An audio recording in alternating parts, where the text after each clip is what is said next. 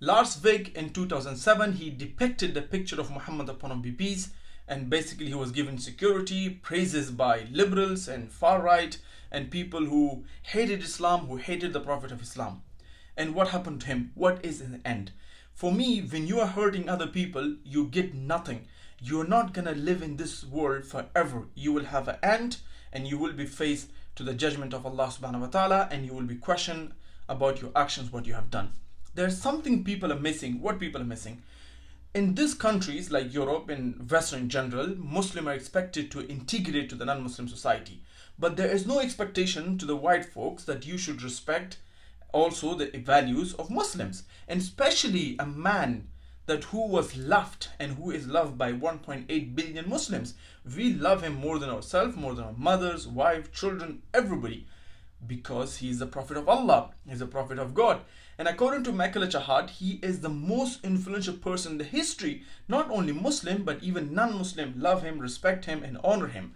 And that type of man that you're going to depict in a negative way, and then government give you rewards, security, house, and money, and cash, and everything, because they have the double standards and munafiqat. When a Muslim does something, and I spoke about LGBTQ plus community, I speak about the values that they hold dearly to themselves, then I should be deplatformed, I should be fired immediately from my job. In fact, I should be sent back to my own country. But when they do something against the people, which are large in number, and they disrespect their values, their prophet, then that person should be supported, should be protected, because he speaks freedom of speech.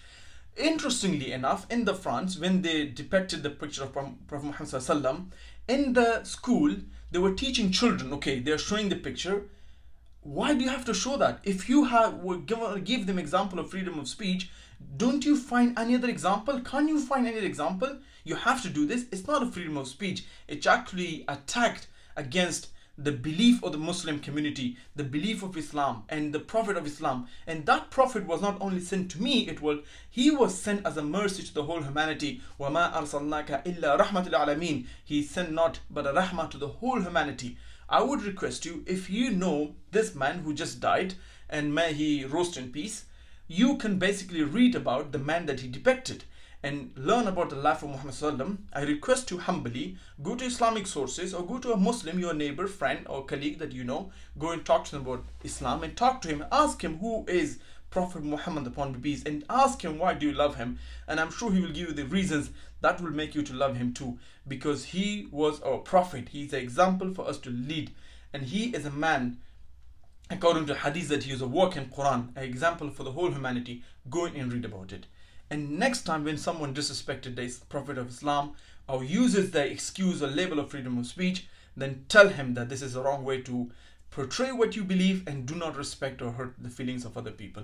Barakallahu fikum.